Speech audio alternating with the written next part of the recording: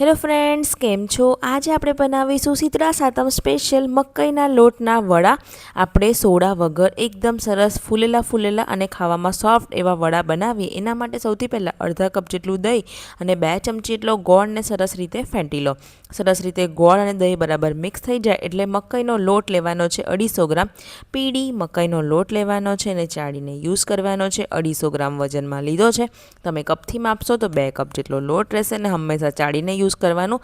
સાથે એક બાઇન્ડિંગ માટે આપણે ઘઉંનો 1/4 કપ ઘીનો લોટ જે રોટલીનો આવે એ લઈને સરસ ચાળીને બંને મિક્સ કરવાનું. પછી આદુ અને મરચાંની 2 મોટી ચમચી પેસ્ટ એડ કરવાની છે. સફેદ તલને 10 મિનિટ પહેલાં પાણીમાં જ પલાળી રાખ્યા હતા. 2 ચમચી એટલા એને પાણી સાથે તમારે એડ કરવાના. આ રીતે એડ કરવાથી તલ તમારા તેલમાં છૂટા નહીં પડે. અડધી ચમચી જેટલો અજમો આ રીતે સરસ રીતે હાથથી ક્રશ કરી એડ કરો. અડધી ચમચી હળદર, અડધી ચમચી લાલ મરચું પાવડર, અડધી ચમચી ધાણા જીરું પાવડર, ચપટી હિંગ એડ કરવાની છે. મીઠું સ્વાદ પ્રમાણે કે પછી 2 ચમચી એડ કરો. ગરમ મસાલો 1/4 ટીસ્પૂન જેટલો. 2 ચમચી તેલ નાખીને સરસ રીતે દહીંની સાથે બધું સરસ લોટ બાંધવાનો છે. જરૂર પડે તો પાણી અને લોટ પહેલાં કઠણ જ રાખવાનો છે. આપણે ઢાંકીને એને રહેવા દેવાનો છે. જરૂર પડે તો તમારે થોડુંક દહીં એડ કરવાનું છે, પણ અત્યારે લોટ કઠણ જ બાંધવાનો છે અને પછી ઢાંકીને લગભગ 3 થી 4 કલાક તમારે મેક્સિમમ 5 કલાક જેટલું રહેવા દેવાનું છે. એટલે સરસ ખટાશ આવશે, આથો આવશે એટલે તમારા વડા એકદમ પરફેક્ટ જ બનશે. ઢાંકીને રહેવા દીધું હતું. અહીં આગળ તમે જોઈ શકો છો લોટમાં સરસ બાઇન્ડિંગ આવી ગયું છે.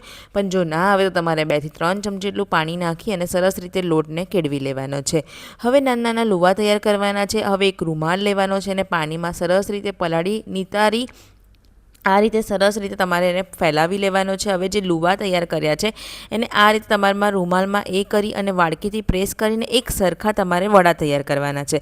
તમે હાથથી તેપીને કરી શકો છો, પણ જો તમે આ સ્ટેપથી બનાવશો તમારા વડા એકદમ પરફેક્ટ બનશે.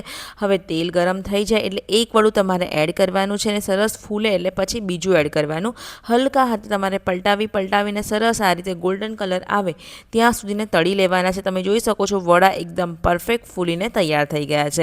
તમે આ રીતે બનાવશો તમારા વડા એકદમ પરફેક્ટ જ બનશે. તો રેસીપી ગમી હોય તો લાઇક કરજો, શેર કરજો અને અમારા પેજને અને ફેસબુક પેજને ફોલો કરવાનું બિલકુલ ના ભૂલતા. મળીશું એક આવા જ નવા વિડીયો સાથે. ત્યાં સુધીને આવજો.